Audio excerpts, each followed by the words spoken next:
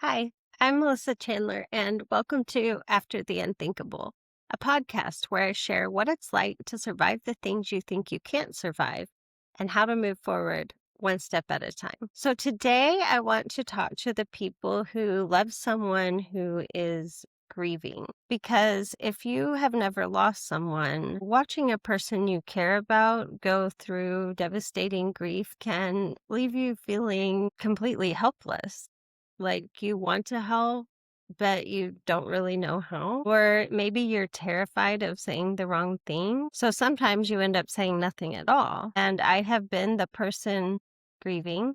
And over the years, I have learned a lot about what actually helps and what does not. So today, I want to give you something practical, a guide for how to show up for someone in pain. So let me start with what does not help. Not to make anyone feel bad, but because I think people genuinely do not know, honestly. So please do not say everything happens for a reason. When someone is in the depths of grief, that sentence can feel like a knife. And I will say that lots of people have said that to me. And I don't know why, but it just triggers it because there's no reason for what happened. So, I mean, no sensible reason. So also, please do not say they are in a better place, even if you believe it. The person grieving just wants them here. Like, we all have our own beliefs and we all want to believe that they're in a better place, but they still belong here. So also, please do not say, let me know if you need anything. I know it comes from a good place, but a grieving person does not have the energy to figure out what they need and then ask you for it. The mental load of that is just too much. It's too much. And then here's a big one, okay?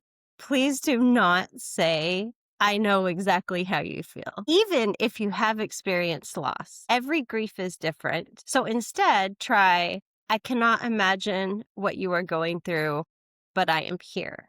People have said that to me, and it does make me feel good and supported and loved. So now that I've said what not to do, here is what actually helps. And most of it is simpler than you think. Show up, literally. Just show up.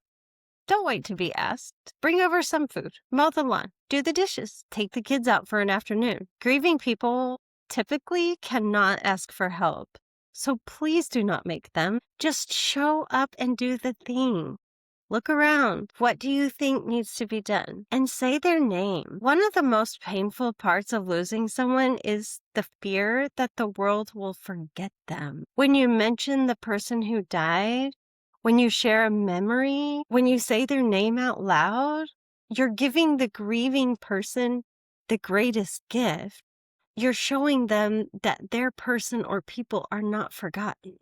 And that's huge. That's huge. Another thing you can do is you can just sit in silence. You don't have to fix anything. You don't have to say anything profound or life-changing. Sometimes the most powerful thing you can do is just sit beside someone in their pain and not necessarily try to make it better.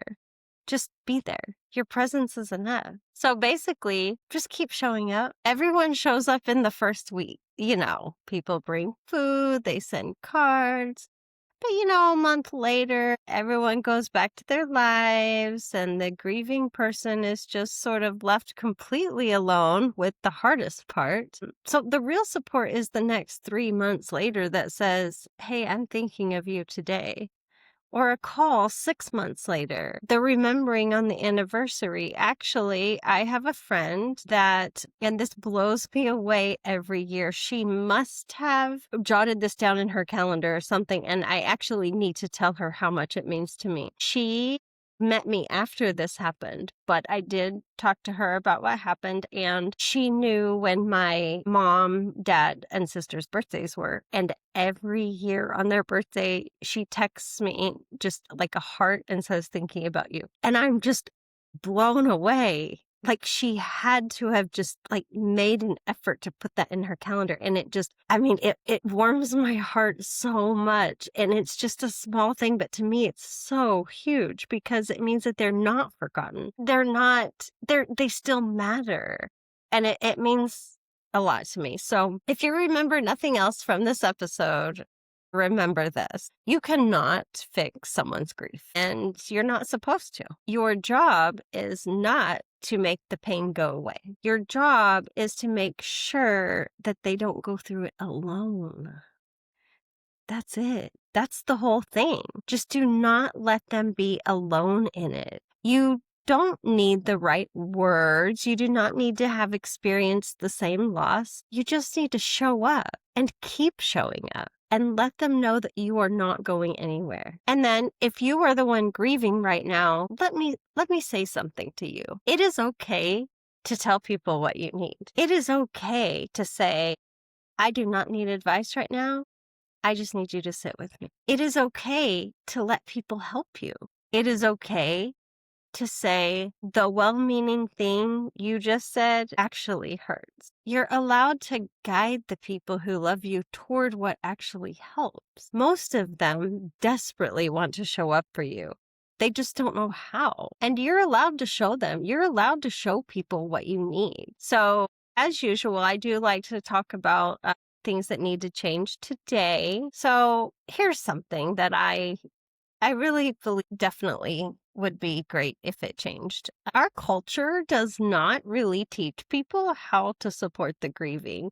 We're all just left to figure it out. And honestly, most of us get it wrong, myself included. So I think that grief education should be as common as any other life skill, to be honest. I mean, schools, workplaces, and communities could teach people how to show up for someone in pain. Because every single person will either grieve or love someone who is grieving at some point in their life. So knowing how to show up for each other is not optional. It is one of the most important things we can learn, don't you think? I think so. So if you know someone who's grieving right now, reach out to them today. Say their person's name. Show up. Do not let them be alone in it. And if you're the one grieving, I am right here with you. I am right here with you, and I'm not going anywhere. Thank you so much for listening to After the Unthinkable. I will be back soon with another episode, but until then, keep going. You are stronger than you think.